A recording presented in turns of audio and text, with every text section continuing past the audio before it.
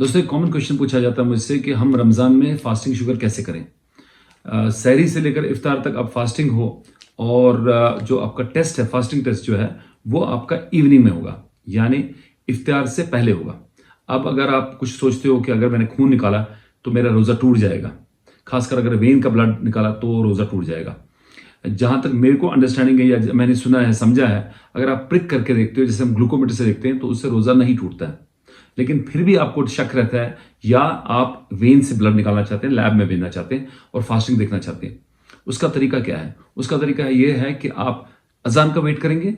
जो ही अजान होगी, आपके सामने पानी का ग्लास है, खजूर नहीं, कोई दूध नहीं, कोई खाने की चीज नहीं, सिर्फ पानी। आपका अजान हो गई, आपने इफ्तार किया, आपने पानी से इफ्तार किया, पानी का घूंट पिया, इफ्तार हो गया आपका। अब आप वेन से ब्लड निकालिए या प्रिक कीजिए, ये आपका फास्टिंग शुगर है। क्यों? क्योंकि आपने जो पानी पिया उसमें कोई कैलोरी नहीं है। वाटर जो है, पानी जो है, वो 0 कैलोरी है, उसमें कोई कैलोरी नहीं है। आप एक घूंट के बदले पूरा ग्लास पीजिए, उससे शुगर नहीं बढ़ता है, तो वो आपका फास्टिंग माना जाता है कि फास्टिंग शुगर है आपका। अपना ख्याल रखिए, अपने फैमिली का ख्याल रखिए। मेरे वीडियो को लाइक कीजिए, मेरे चैनल को सब्सक्राइब कीजिए, बेल आइकन दबाइए और Allah bless you all. Take care, खुदा हाफिज, बाय।